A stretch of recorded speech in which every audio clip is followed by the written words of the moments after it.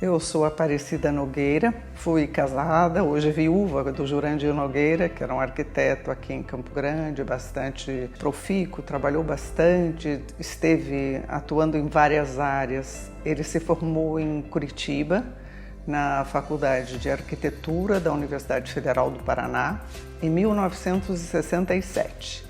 Em 1968 ele já estava em Campo Grande. Teve a oportunidade de ficar em Curitiba, mas ele abriu mão e veio direto para cá. E em Curitiba, ainda estudante, ele trabalhou num escritório de arquitetura muito conhecido em Curitiba e ficou famoso pelas obras que desenvolveram lá, que era o escritório Forte Gandolfi. E depois eu acho que ele trouxe desse estágio, dessa passada por esse escritório, algumas coisas interessantes. Uma delas foi a questão de tentar participar de concursos de arquitetura.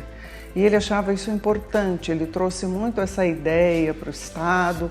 Enquanto ele esteve no CREA, no IAB também, ele sempre falava a respeito e proporcionava isso aos colegas, dizendo que os governos deveriam abrir concursos de arquitetura, premiações, etc. E depois, aqui em Campo Grande, ele começou num escritório pequenininho, ali na Rua 13, perto da Antônio Maria Coelho, e logo em seguida ele abriu o escritório dele de arquitetura.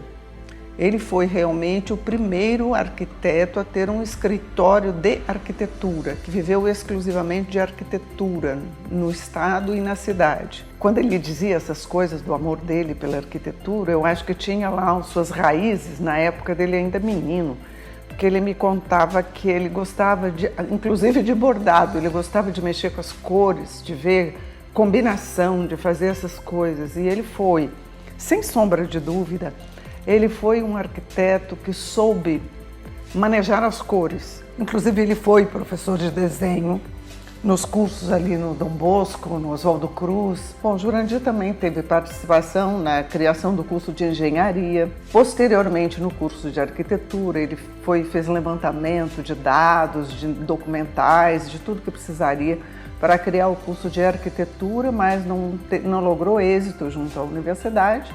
E mais tarde isso se concretizou, né? Mas ele teve essa intenção e trabalhou nesse sentido. O que eu acho importante frisar na obra, na vida do Jurandir enquanto profissional, é que ele atuou em diferentes frentes. Ele aproveitou todas as possibilidades que um arquiteto poderia ter.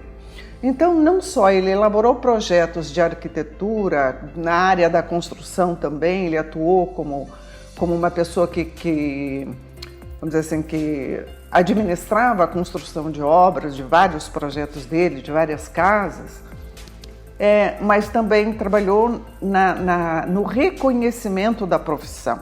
Ele foi um profissional que quis sempre que a arquitetura fosse uma profissão reconhecida, que tivesse méritos, que tivesse regulamentação e tal, tanto que ele trouxe o primeiro escritório regional do CREA, que a sede do CREA era em Cuiabá, aqui para Campo Grande. E ele foi o primeiro, então, inspetor do CREA em Campo Grande. Mais tarde, na época da divisão do Estado, que foi criado o CREA Mato Grosso do Sul. E ele foi o seu primeiro presidente. Também teve passagem importante no IAB, na fixação, na criação do IAB-MS, na Associação de Engenheiros, na Associação de Arquitetos também, que mais tarde se tornou um sindicato. E mais tarde ele também trabalhou com a área de urbanismo na parte de trânsito e transportes em Campo Grande. E trouxe para cá esse sistema integrado de transportes. Eu acho que isso foi um legado bastante importante que ele trouxe, porque isso facilitou a vida das pessoas que dependem do ônibus, né? Com a implantação do bilhete único, dessas coisas da tarifação única. Ele foi diretor do Detran no primeiro governo do estado de Mato Grosso do Sul, e eu penso que de todas as obras que ele fez, as que ele sentiu maior liberdade de atuação foi naquele conjunto arquitetônico do Hospital São Julião. Que ele teve possibilidade ali de fazer primeiro a capela, muito colorida, Depois, antes da capela, toda a reforma dos prédios que estavam deteriorados ali. Se ele estivesse aqui hoje, provavelmente ele teria dito aos jovens arquitetos, aos futuros arquitetos, que pensem a profissão como um desafio, sempre como um desafio, e que você precisa estar à frente das inovações. E uma frase que ele disse uma vez, que eu acho que é importante, que ele considerava que a gente precisava colocar o nosso trabalho a serviço da sociedade, porque nós recebemos muito da sociedade, então nós precisávamos devolver isso. Assim que eu cheguei em Campo Grande, em fevereiro de 1980, uns 2, 3 meses depois, eu comecei a trabalhar no escritório do arquiteto Jurandir Santana Nogueira. E eu posso falar do Jurandir de várias maneiras. Primeiro, como um colega que deu muita luz e impulsionou muito as entidades de classe de Campo Grande. Jurandir participou do IAB, foi sócio fundador do sindicato, era delegado do CREA Mato Grosso em Campo Grande, quando, dividido o estado, se instalou o CREA Mato Grosso do Sul e ele acabou sendo o seu primeiro presidente. Lutou muito para que tivéssemos o curso de Arquitetura e Urbanismo na Universidade Federal de Mato Grosso do Sul. Entretanto, o curso acabou saindo no SESUP, isso lá em 1981.